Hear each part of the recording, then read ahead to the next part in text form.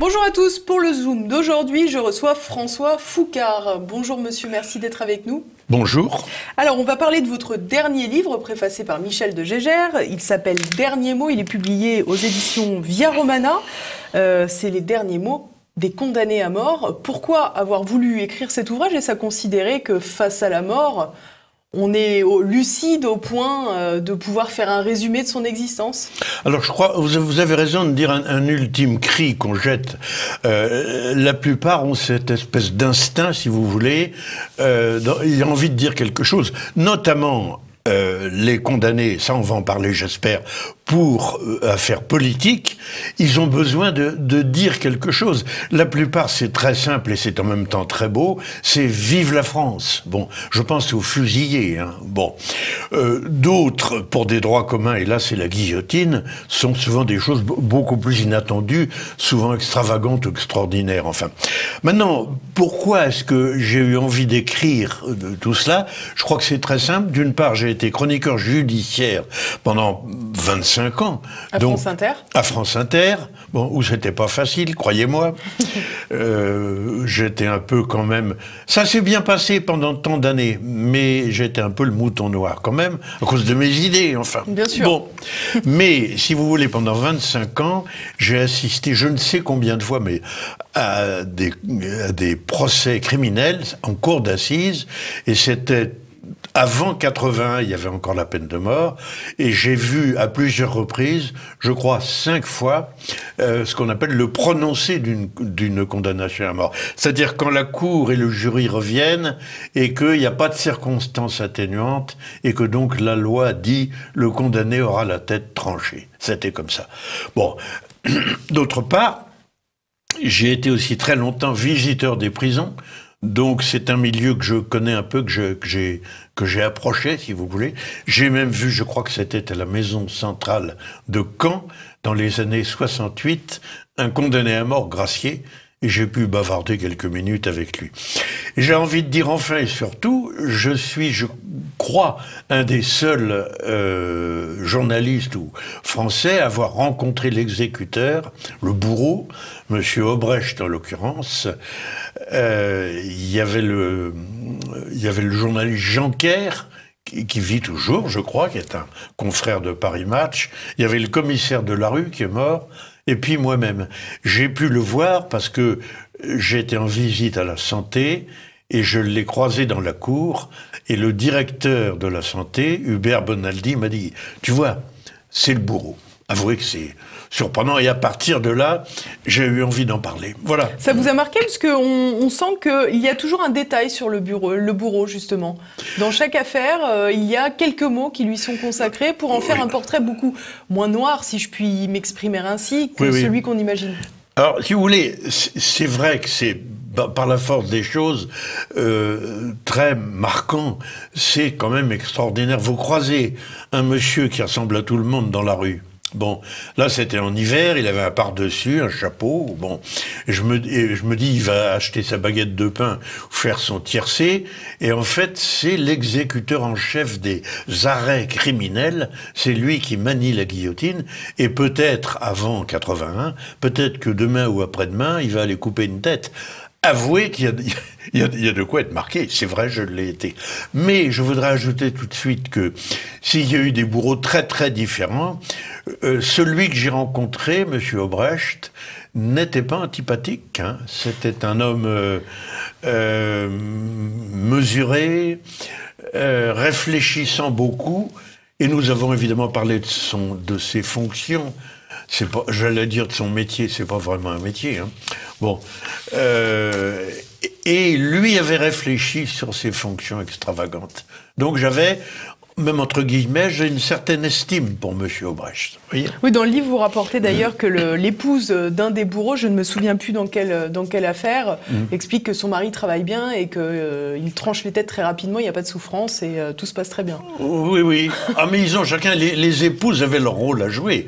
Vous avez par exemple Madame Debler, qui sur le marché de la porte de Saint-Cloud, disait aux commerçants « Servez-moi bien, je suis Madame Desblair ». Vous voyez, bon. Et celle dont vous me parlez, c'est Madame Desfourneaux, qui disait « Mais on traite mon mari de tous les noms et je vous garantis qu'il n'y a pas mieux que lui pour guillotiner quelqu'un, ça va très très vite ». C'est vrai que ça va très très vite. Alors justement, votre ouvrage commence avec un épisode dont on peut se passer quand on parle de l'histoire de France. C'est évidemment l'exécution du roi de France, Louis XVI, son épouse Marie-Antoinette, et également la sœur du roi, Madame Élisabeth. C'est sans doute c'est certes le début du livre, mais c'est sans doute le plus fort, à mon sens.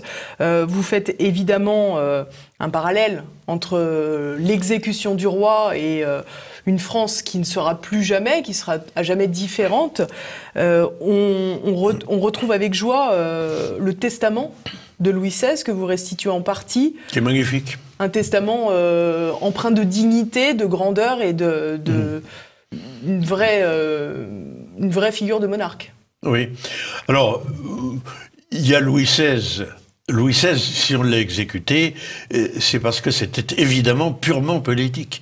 Robespierre disait l'un de nous doit disparaître, ou Louis, ou nous, c'est-à-dire lui, Robespierre, c'est-à-dire la Révolution. Bien sûr. Donc c'était une exécution politique, à mon avis scandaleuse, puisque c'était, j'en suis persuadé, un bon roi.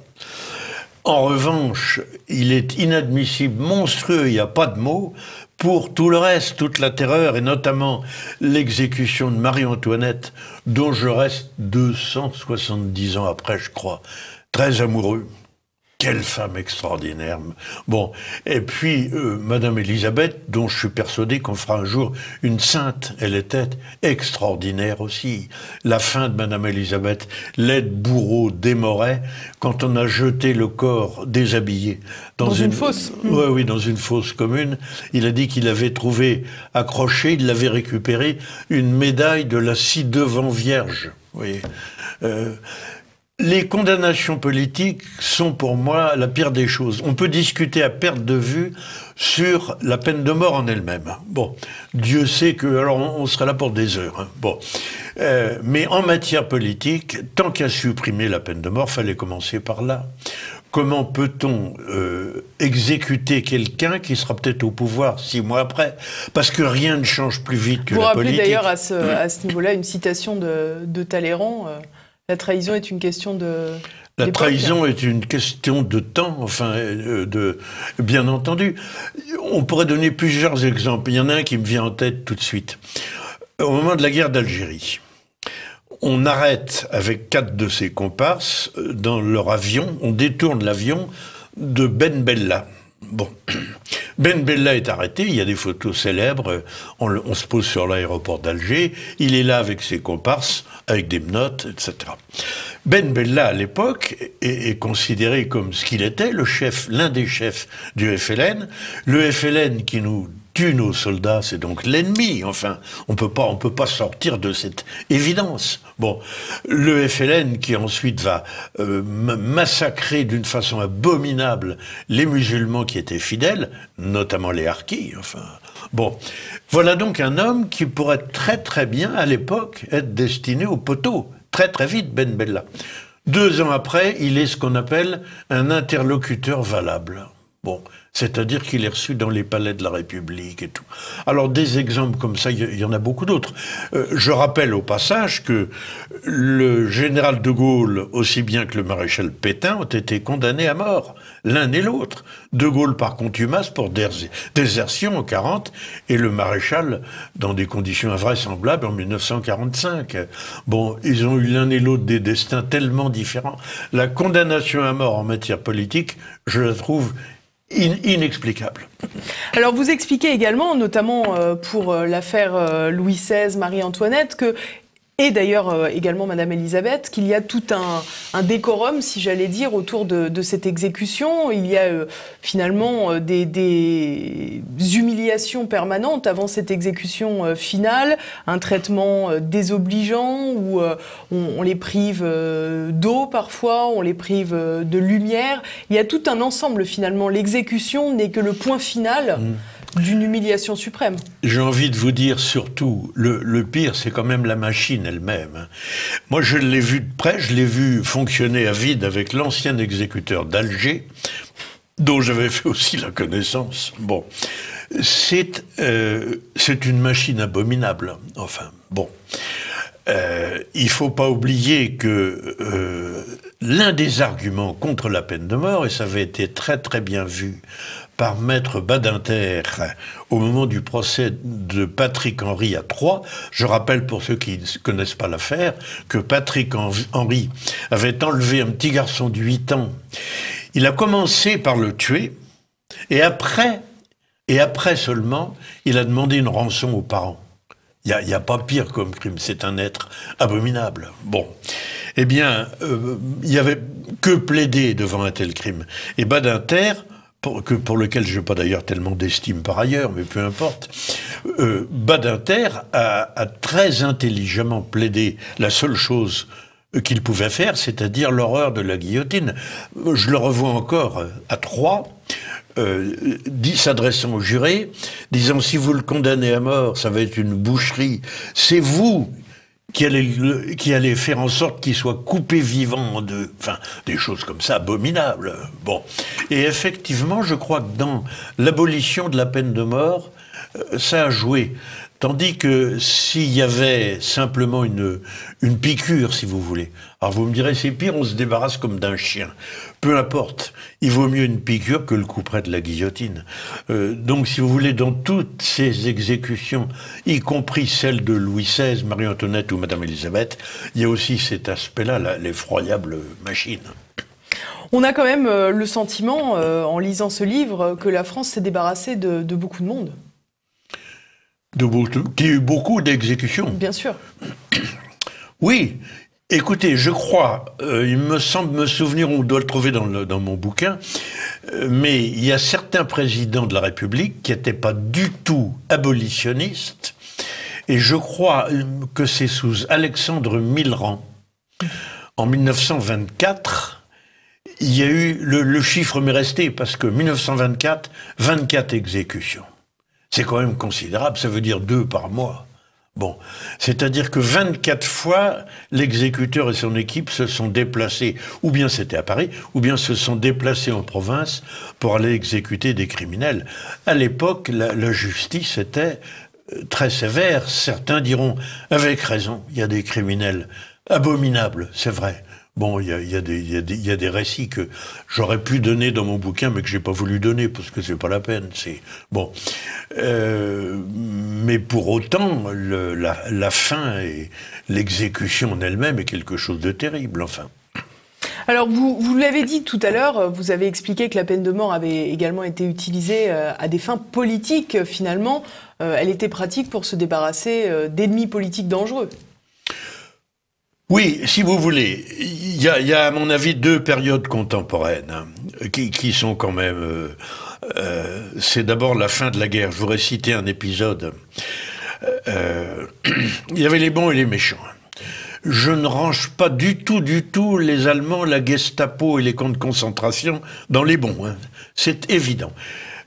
Il fallait Vous le dites d'ailleurs à plusieurs reprises dans votre livre, bien sûr. Il fallait se réjouir de la fin de la guerre et que les Allemands aient perdu cette guerre, ils n'avaient rien à faire chez nous. Mais une fois qu'on a dit ça, on espérait beaucoup de la libération, et la libération a comporté un épisode scandaleux qui a duré presque 2 ans et qui s'appelle l'épuration.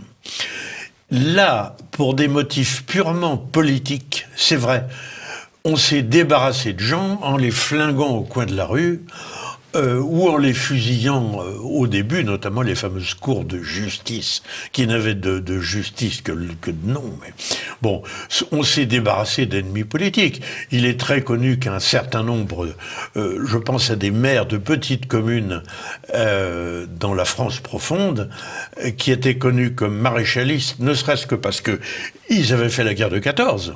Bon, et ils étaient maréchalistes, il y avait le portrait du maréchal, etc. eh ben, ils ont été fusillés, ils ont été flingués comme ça, abattus comme on abat un chien, par des ennemis politiques qui souvent, disons-le, tant pis parce que c'est la vérité, étaient des communistes. Enfin, les communistes ont pris... Alors oui, les communistes ont eu leur martyr. Bien entendu, j'en cite plusieurs dans mon ouvrage. Je cite par exemple une très belle lettre du député communiste Jean Catlas, guillotiné par les Allemands. Cette lettre est admirable. Pour autant, au moment de l'épuration, il y a eu des règlements de compte politiques absolument terrifiants. Alors je voudrais vous citer aussi rapidement une autre histoire, parce qu'on ne veut pas en parler, mais moi je veux en parler. C'est l'histoire de Bad Rissenhall. Le 10 mai 1945, l'Allemagne vient de capituler, donc c'est fini, c'est pas la peine, comme on l'a fait à Dresde 2 mois avant, d'écraser les populations civiles sous des bombes au phosphore, c'est-à-dire que les gens sont brûlés vifs. C'était fini, l'Allemagne était déjà écrasée. Bon, mais à Bad Wissenhall, il y a là un détachement de l'armée Leclerc. Leclerc est là, c'est en Bavière. Bon, eh bien, on amène à Leclerc 12 prisonniers de la LVF, Légion des volontaires français contre le bolchevisme. Et je voudrais à cette occasion rappeler ce que disait Benoît de Saint-Marc. Il disait, nous avons été courageux sûrement dans la résistance. Courageux, ô combien les déportés qui ont été des martyrs. Bon. Et puis ensuite, pour beaucoup d'autres, comme lui, la guerre d'Indochine, qui a été terrible. Mais étaient aussi courageux que nous ceux qui sont allés mourir par moins 40 de froid sous les murs de Moscou. Car les gens de la LVF, c'était pas d'abord pour les Allemands, pas du tout, mais c'était une obsession, combattre le bolchevisme. Bon, donc on amène ces 12 hommes. Il y avait 9 soldats et 3 lieutenants, commandés par un lieutenant d'origine russe, le lieutenant Krotov. Bon, Leclerc les fait aligner, puis il dit « Vous n'avez pas honte de porter un uniforme allemand ?» Et Krotov répond « Vous savez, vous-même, vous portez bien un uniforme américain. » Dans les minutes qui ont suivi, les 12 hommes ont été fusillés. Il n'a pas aimé la répartie, visiblement. Sans jugement. Non, mais c'était de l'insolence. Mais les faire fusiller comme ça, faire fusiller des prisonniers, ça s'appelle quoi? Ça s'appelle un crime de guerre. Un point à la ligne. Que ça plaise ou non, c'est comme ça. C'est de l'histoire. Alors, on va sauter une époque. On va arriver à Christian Ranucci, qui est... à tort, d'ailleurs, c'est ce que vous nous expliquez, qui n'est pas le dernier condamné à mort et la dernière exécution. Non, Ranucci a été exécuté en fin juillet 1976 au Baumet, à Marseille, et les derniers, c'est en 1977. Jérôme Carin à Douai, au printemps 1977, et Mohan Djandoubi dans le... je crois que c'est dans le... Non, c'est à Marseille aussi. C'est à Marseille comme Ranucci, à l'automne 77. Le dernier des derniers guillotinés, c'est Mohan Djandoubi au Baumet. Alors vous revenez un tout petit peu sur cette affaire Ranucci, justement, où vous dites que vous êtes convaincu de sa culpabilité, ce qui ne veut pas dire, pour autant d'ailleurs, vous le précisez, qu'il méritait la peine de mort. Finalement, Christian Ranucci a été transformé en symbole de plusieurs combats. Oui, non mais si vous voulez, ceux qui connaissent bien l'affaire, et je prétends bien la connaître, hein, pas seulement avoir assisté aux audiences, mais j'ai rencontré un certain nombre de gens qui tournaient autour, notamment un commissaire de police dont je ne veux pas dire le nom pour pas le desservir. Bon, mais sur la culpabilité, oui, bien sûr que c'est lui, bien sûr. Ça ne veut pas dire pour autant qu'il fallait lui couper le cou. C'est le débat de la peine de mort. Moi, à mon avis, je pense que c'est un crime d'affolement. C'était pas prémédité. Il n'a pas enlevé la gamine, la petite Dolores Rambla, 8 ans. Il l'a pas enlevée pour la violer et l'assassiner, pas du tout. Il l'a enlevée, on ne sait pas trop pourquoi. Bon, et puis, poursuivi, il avait eu un accrochage avec une autre voiture, poursuivi, il s'affole complètement, mais terrorisé par ce qui va arriver, et d'une façon, mais alors folle complètement, il tue la gamine. Il y a eu aucun crime sexuel, ce qui est pourtant le cas en général quand il s'agit d'affaires de ce genre. Bon. Alors moi je pense qu'on aurait peut-être pu le condamner simplement à perpétuité. Mais comme il a été exécuté, eh bien, on en a fait tout de suite un alibi contre la peine de mort. Et c'est là qu'on a publié l'ouvrage Le Pullover rouge. Le Pullover rouge, je suis désolé, l'auteur a... C'est une réinterprétation, vous l'expliquez, un roman, tout simplement. Oui, c'est un roman.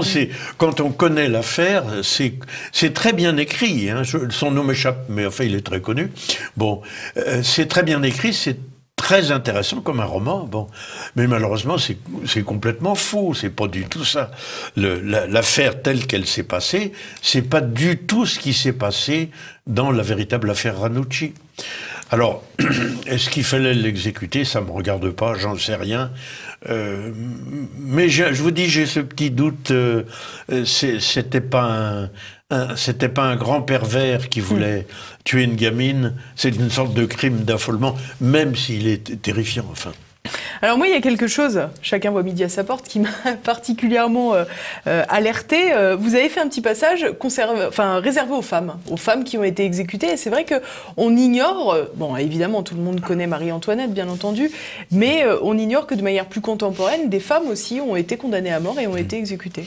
Alors très généralement, quand on regarde l'histoire criminelle, très généralement les femmes étaient graciées par le président de la République. Il y en a eu très peu, 5 ou 6, ou 7 ou 8 peut-être, dont je donne les noms dans mon ouvrage. Bon, mais vraiment c'était exceptionnel. Hein. Il y a eu Elisabeth Ducournau.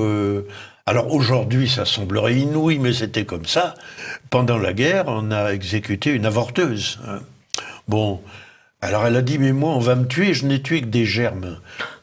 Comprenez, on peut discuter longtemps sur cette affaire dramatique, mais pendant la guerre, le maréchal Pétain n'a pas voulu la gracier, considérant que c'était un crime. Enfin, bon, alors il y a eu d'autres femmes exécutées qui, en général, étaient vraiment des grandes criminelles, hein, des crimes. Mais il faut dire que, premièrement, il y a quand même une criminalité féminine, criminalité violente, enfin, qui est beaucoup plus rare, beaucoup plus faible que la criminalité masculine. Par exemple, il y a en France, je ne sais plus combien de maisons centrales pour les longues peines. À mon avis, il y en a une vingtaine, et il n'y en a qu'une pour les femmes. Il y en avait 2 avant. Il y avait Haguenau et Rennes. Maintenant, il n'y a plus que Rennes. Bon, donc il y a beaucoup moins de femmes criminelles que d'hommes. Mais quelques-unes, donc rares, ont effectivement été exécutées. On a l'impression, finalement, c'est amusant à cette époque où il faut brandir le féminisme, qu'au moins les femmes ont eu cet avantage et elles ont été moins condamnées à mort. Oui, parce que si vous voulez, il y avait un autre regard sur la femme, je pense, et un président de la République qui avait le droit de grâce, et pour eux c'était une charge épouvantable, hein, c'est ce qu'ils ont tous dit. Hein. Le président Pompidou, par exemple, qui pourtant n'a pas gracié Buffet et Bontemps, disait c'est ma charge la plus lourde. Hein, comment faire? Qu'est-ce que je vais décider? Le président Coty a dit peu de temps avant sa mort, j'ai un regret, c'est de ne pas avoir gracié Jacques Fesch. Le fameux Jacques Fesch. Bon. Mais je pense qu'on avait un regard différent sur la femme et que beaucoup de présidents ont dit non, je ne veux pas, c'est une femme, donc je ne veux pas le... Quant au bourreau Deblair, Anatole Deblair, il disait, ça lui est arrivé 1 fois ou 2, je ne sais plus, et il disait, c'est gênant, une femme pour la mettre sur la planche, on ne sait pas comment la saisir. Ouais, c'est affreux. Merci beaucoup François Foucart. Je rappelle à nos téléspectateurs, Dernier mot, un très très bel ouvrage, remarquablement écrit, par ailleurs, ce qui ne gâche rien. Merci. Ça permet de redécouvrir également Le Testament de Louis XVI, qui est toujours un très grand moment. C'est préfacé par Michel de Gégère, donc il n'y a vraiment pas de quoi s'en priver. Et c'est chez Via Romana. Merci beaucoup monsieur. Merci.